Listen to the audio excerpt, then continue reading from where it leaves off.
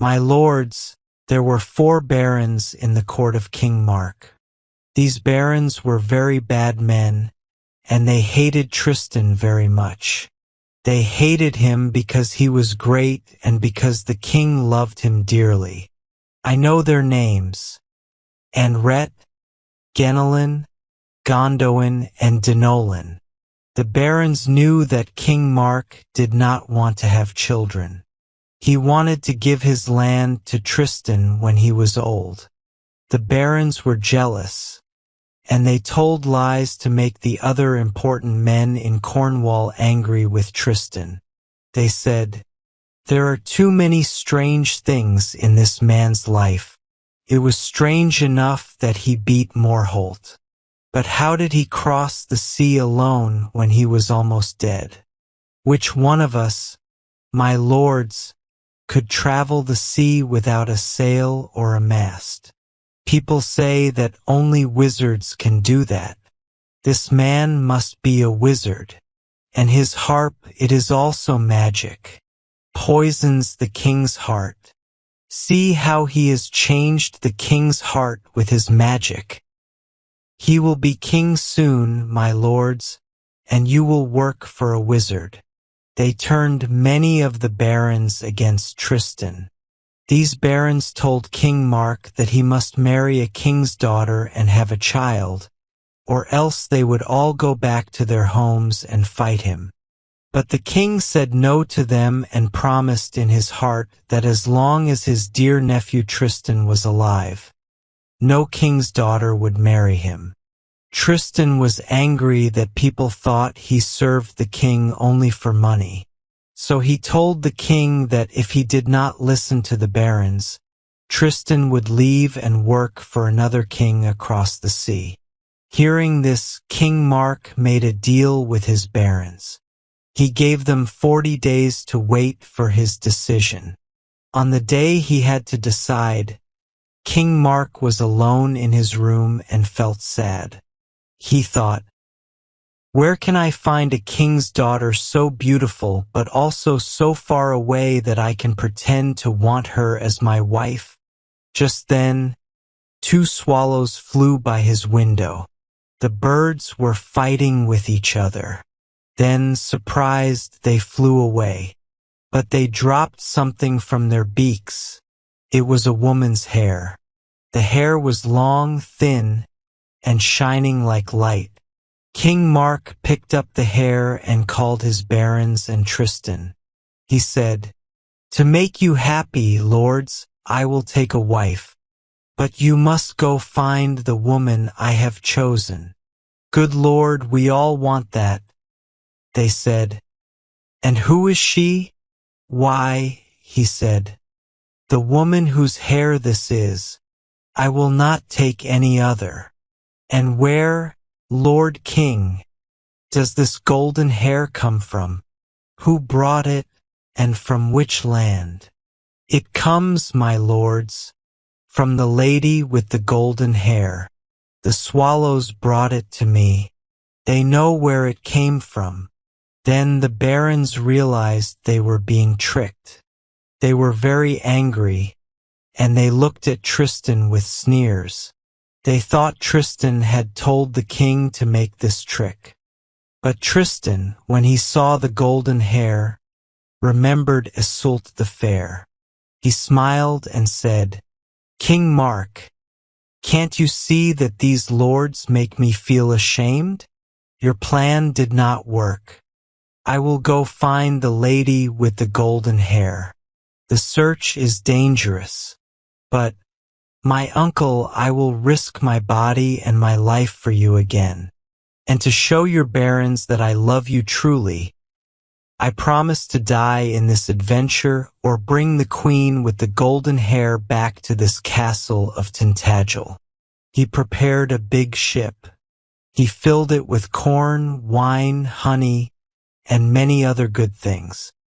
He chose Gorvenal and 100 young, brave knights from noble families. He dressed them in simple clothes that looked like the clothes of merchants.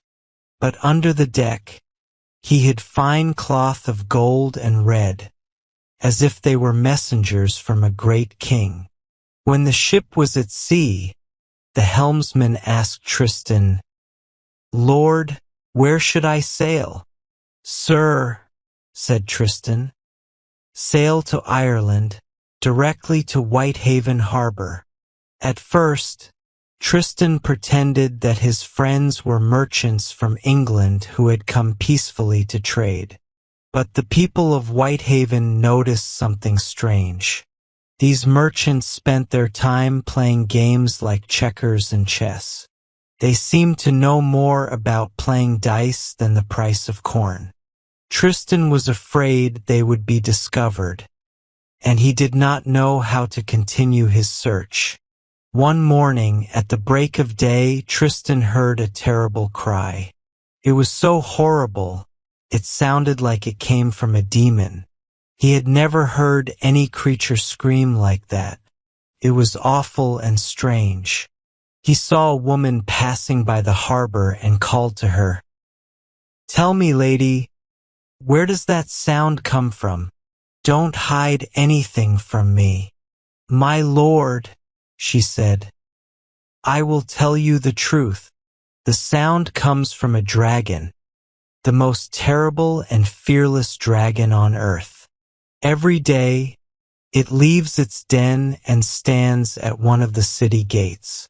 No one can come in or go out until a young girl is given to the dragon. When the dragon has her in its claws, it eats her." "Lady," said Tristan, "do not make fun of me. Tell me truly, can a man kill this dragon?" "Good sir," she replied, "I do not know, but I can tell you this. 20 brave knights have tried to kill the dragon. The King of Ireland has promised to give his daughter, Iseult the Fair, to the man who kills the beast. But the dragon has eaten all the knights who tried." Tristan left the woman, went back to his ship, and secretly put on his armor.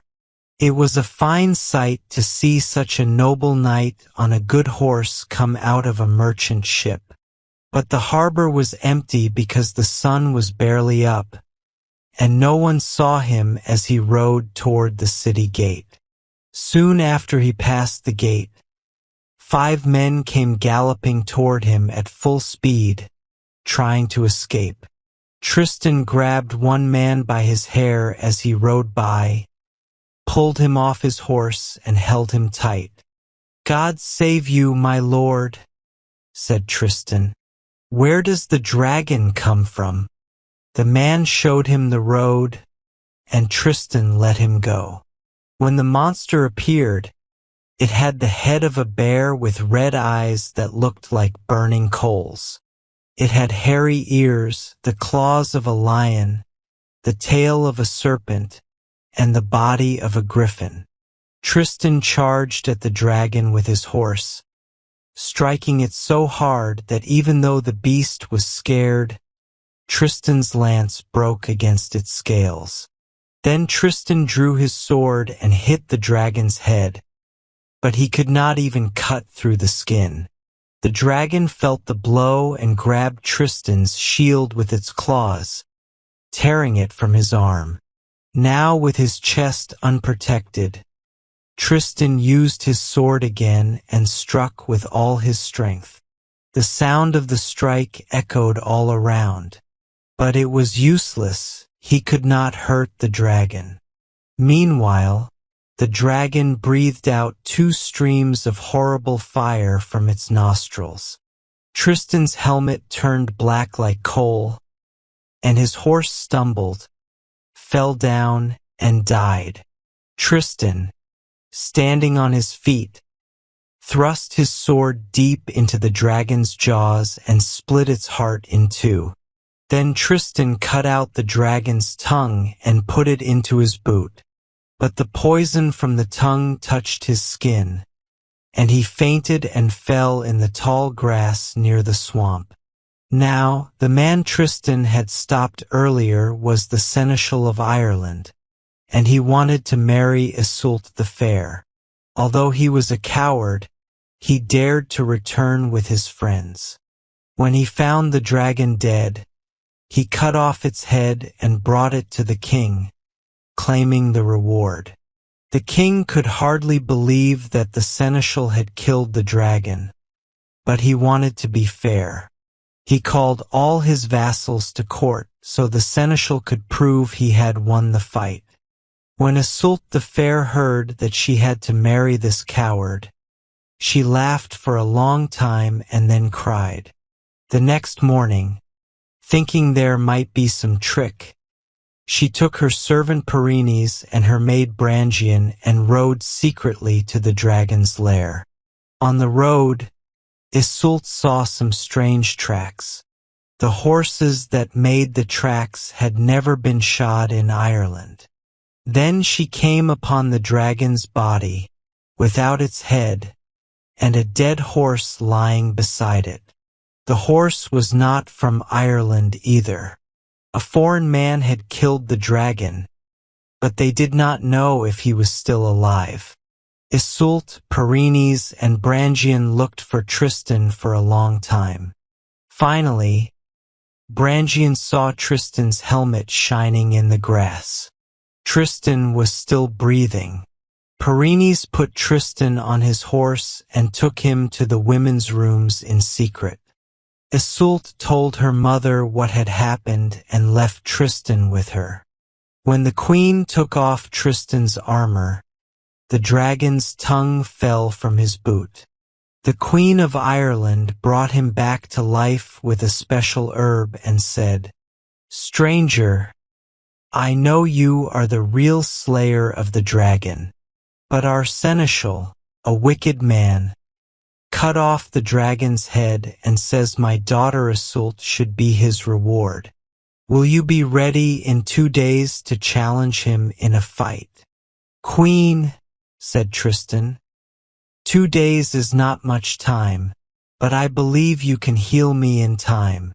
I conquered Iseult by killing the dragon, and maybe I can win her again by defeating the seneschal." The queen made strong drinks to heal him, and the next day, Iseult prepared a bath for him and rubbed him with a balm that her mother made. As Tristan looked at her, he thought, "I have found the queen with the hair of gold," and he smiled. But Iseult noticed his smile and thought, "Why is he smiling? Did I forget something that I should do for him? He is smiling because I forgot to polish his armor." She went to his sword and took it out of its case. When she saw the broken piece of the blade and the gap in its edge, she remembered the Morholt's head.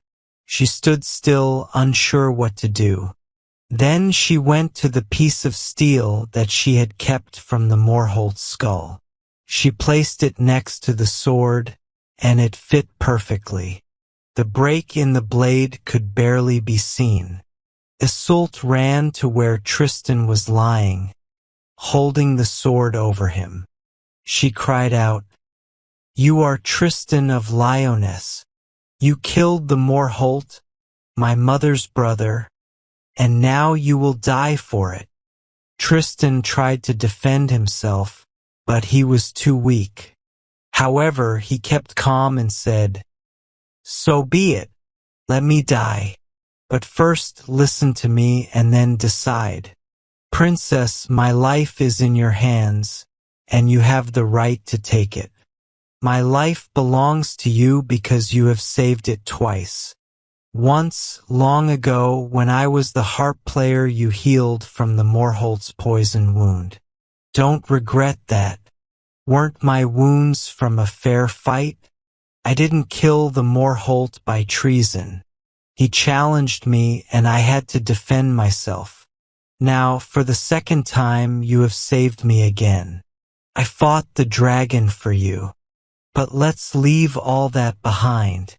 I only want to show you how my life is truly yours. If you kill me now, you will remember for the rest of your life that you killed a wounded guest who risked his life for you."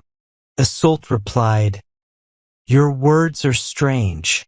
Why would the man who killed the Morholt want to find me, his niece? Is it because the Morholt came to Cornwall to take maidens? Did you come here to take me, his niece, back to Cornwall as a slave? Princess, said Tristan. No. One day, 2 swallows flew to Tintagel and carried one of your golden hairs. I thought they brought me a message of goodwill and peace, so I crossed the sea to find you. Look at my coat. Your hair is sewn into the threads of gold. The threads have faded, but your bright hair still shines. Iseult put down the sword. She took the coat and saw the golden hair on it. She stood silently for a long time, then kissed him on the lips as a sign of peace. She covered him with fine clothes. On the day of the barons' meeting, Tristan sent Pyrenees secretly to the ship to call his companions. He wanted them to come to the court dressed like the messengers of a great king. One by one, 100 knights came into the hall where the barons of Ireland stood. They entered quietly and sat together. Their scarlet and purple clothes shone with gems. When the king sat on his throne, the seneschal stood up to say that he had killed the dragon and that Iseult was now his prize. But Iseult bowed to her father and said, Father, I have a man who will prove that your seneschal is a liar and a coward. Promise that you will forgive this man for any past actions, and let him prove that he, not the seneschal, killed the dragon. The king said, I promise. But Iseult said, Father, first give me a kiss of peace and forgiveness as a sign that you will give him the same. Then Iseult found Tristan and brought him before the barons.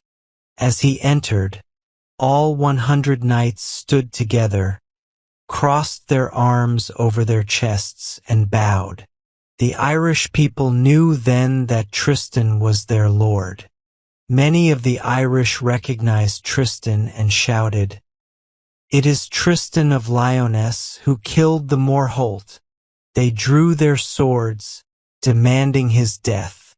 But Iseult shouted, Father, kiss this man on the lips, as you promised. The king kissed him, and the crowd became quiet. Then Tristan showed the dragon's tongue and challenged the seneschal to a fight. But the seneschal saw Tristan's face and was too afraid to fight. Tristan said, My lords, what you said is true. I killed the Morholt. But I came here to offer a fair price for that deed and to make peace. I risked my life and killed the dragon, and now I have won Iseult the Fair. I will take her away on my ship. But so that Cornwall and Ireland may no longer be enemies but friends.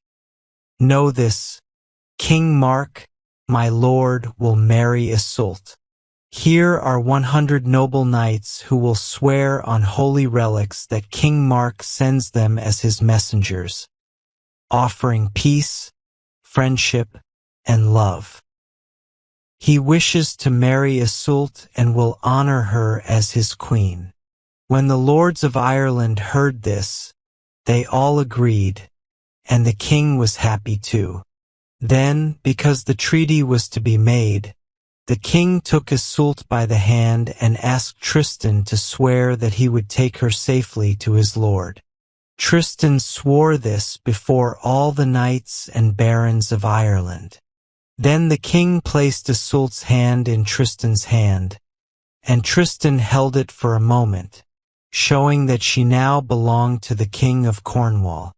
And so, for the love of King Mark, Tristan won the queen with the hair of gold.